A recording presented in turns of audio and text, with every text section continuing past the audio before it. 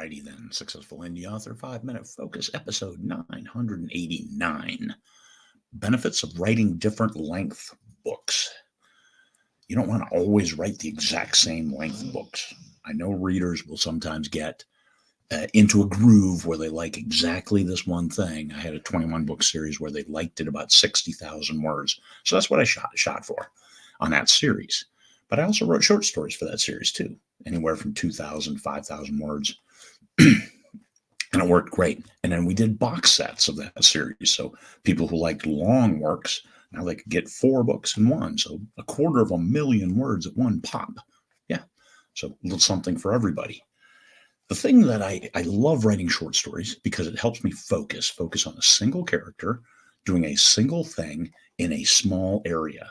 So world building is limited, still can be robust, but through insinuation and through just touching on topics. You just hit the top of it and let the reader fill in the rest of it while you're focusing on the one character doing the one thing that matters. So I rate those for to focus and practice, and then I give them away. Almost all of my short stories are available for free because why not? I sell my big fiction, my big books. That's what matters. That's what matters to my readers. And also the short stories helps keep them on board. If I finish a short story, I'll put it in an anthology. It comes out. I get my rights back after 3 months or whatever. And I'll put it up there. Hey, here you guys. Thanks for being on board. Here's a short story. Because I'd like to think that my stories are good. And my short stories really hit good topics. So it teaches you to write for different audiences, even within the same genre. And that is something you can't really put a price on because you don't know what your readers want until you give it to them. Give them that short story. They might like that, but they're on board for the big long stories too. And they might like that mixing things up because they don't always have time to read a 100,000 word book. So sometimes it's like, I want to read a story from you, but I only want it to take 20 minutes. All right. Hey, here you go. 30-minute read.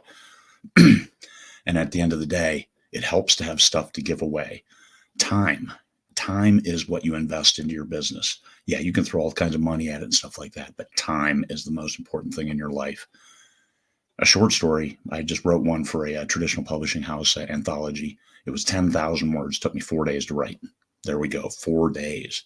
But if I had been writing a full-length book, a month, 2 months, and especially if you're looking to give it away, to keep your readers on board, to build your newsletter, to do those things you can do with a free sample product.